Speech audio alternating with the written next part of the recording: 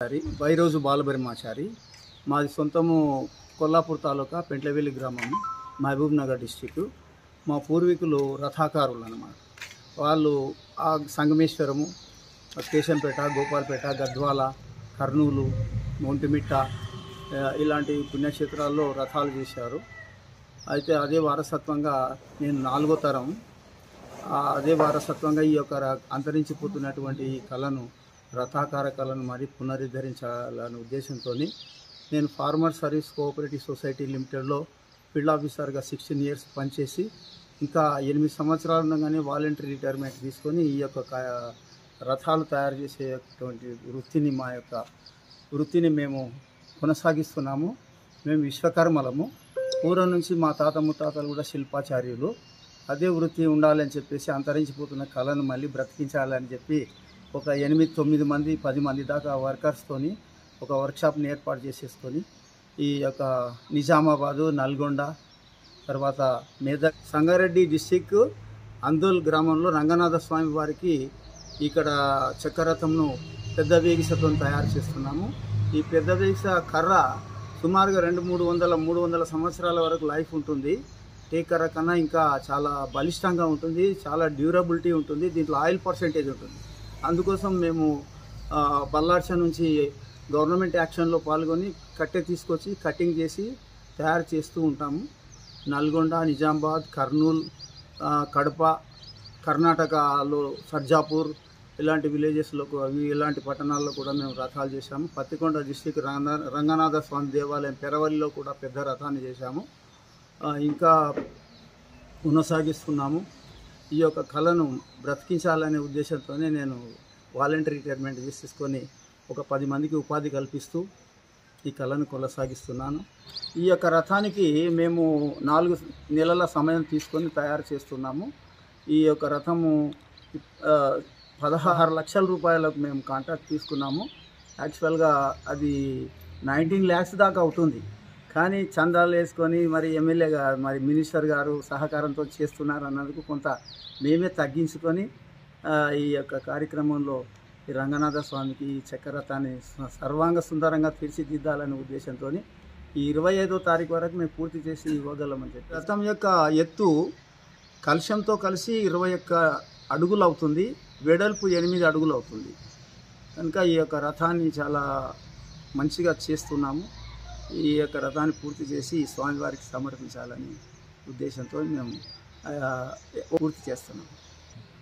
ఈ రథాన్ని స్టీరింగ్ సిస్టంలో ఎక్కడైనా తిరగడానికి అనుకూలంగా ఉండేటట్టు మేము తయారు చేస్తున్నాము. ఈ రథానికి జయ విజయులు, ఆంజనేయ స్వామి, స్వామివారి వాహనమైనటువంటి గరత్మంతుడు, తర్వాత అష్టలక్ష్మి, తర్వాత ఈ నారదుడు, తుంబురుడు, అమ్మవారి బొమ్మలు ఇవన్నీ తయారు చేస్తున్నాము. ముందల గజకేసరులు పెట్టాము.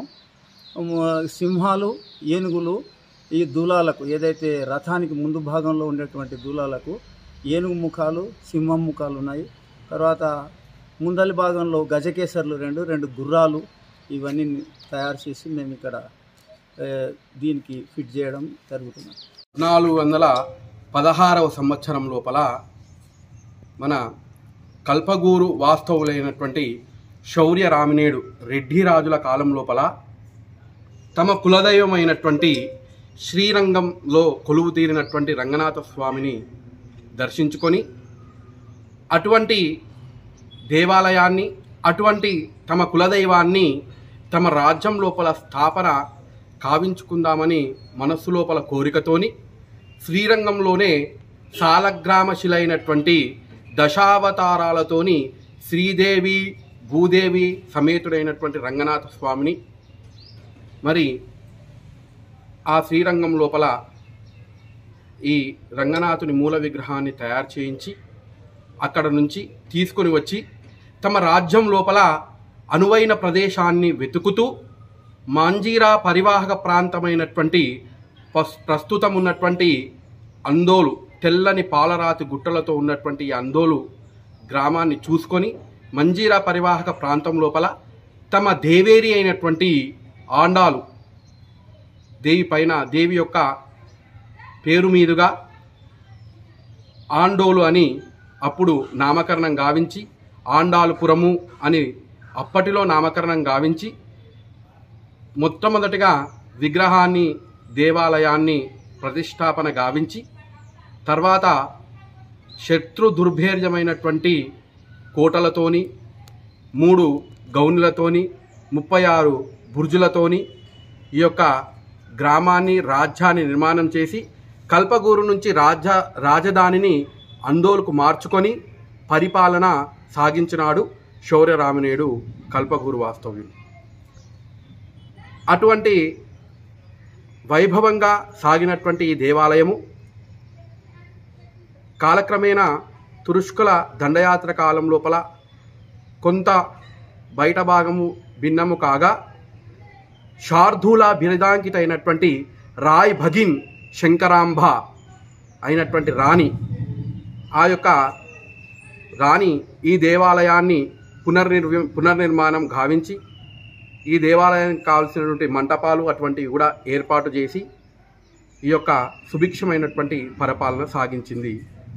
కాలక్రమే 20 సంవత్సరాల పూర్వం నుంచి జై బజరంగ్ దళ్ సేవా సమితి అందోలు గ్రామ ప్రజల సహకారంతో దినదినాభివృద్ధి చెందుతూ ప్రస్తుతము, అంతకు పూర్వము ఒక 5 సంవత్సరాల కింద ఈ యొక్క దేవాలయం లోపల ధ్వజస్తంభ ప్రతిష్టాపన గావించి దేవాలయానికి మరమ్మతులు చేయించినాము. అప్పుడు కూడా ఆ ధ్వజస్తంభన ప్రతిష్టాపన కార్యక్రమం లోపల అప్పుడు దామోదర్ రాజనరసింహ గారే కానీ మిగతా వారు కూడా సహకారాలతోని 5 సంవత్సరాల కింద దేవాలయం లోపల కొద్దిగా పునర్వైభవం ప్రారంభమైంది. దామోదర్ రాజనరసింహ గారు దేవాలయాన్ని సందర్శించి స్వామివారికి మరి వారికి ఏ యొక్క జన్మల అనుబంధమో కానీ వారే వచ్చి మరి మేము అడగగానే దేవాలయానికి రథం చేపిస్తామన్నారు. మరి సుమారు మా ముత్తాతల కాలం లోపల చూసినటువంటి రథం సుమారు 200 సంవత్సరాల పూర్వమే రథాన్ని ఈ గ్రామం లోపల ఉండే. మరి ఈ 200 సంవత్సరాల క్రితం ఆగిపోయినటువంటి రథోత్సవము ఈ సంవత్సరం బ్రహ్మోత్సవాల లోపల 31వ తేదీ రోజు అంగరంగ వైభవంగా జరగబోతున్నది. ఆ రథానికి సుమారు 16 నుంచి 20 లక్షల ఖర్చుతోని ప్రస్తుతము ఆరోగ్య శాఖ మంచు భరిస్తూ నూతన రథాన్ని తయారు చేపిస్తున్నారు.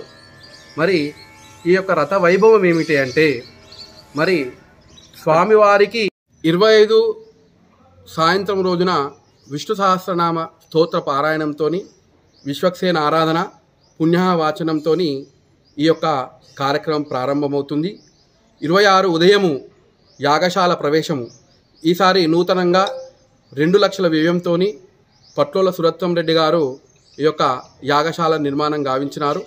ఆ యాగశాల ప్రవేశము, అఖండ దీపారాధన, మూర్తి కుంభస్థాపన ఈ యొక్క కార్యక్రమం కూడా జరుగుతుంది. ఈరోజు గరుడ ప్రసాదం మన దేవాలయం లోపల 5 సంవత్సరాల నుండి బ్రహ్మోత్సవ కార్యక్రమాలు జరుగుతున్నాయి. ప్రతి సంవత్సరం కూడా గరుడ ప్రసాదం ఇస్తారు. ఆ గరుడ ప్రసాదంకు విశేషమైనటువంటి స్పందన ఉంటుంది. వచ్చిన అందరు దంపతులు కూడా, సంతానం కోరుకునే దంపతులు వేరే వేరే జిల్లాల నుంచి కూడా వస్తున్నారు. వారందరూ కూడా సంతానం కలగడం జరుగుతుంది.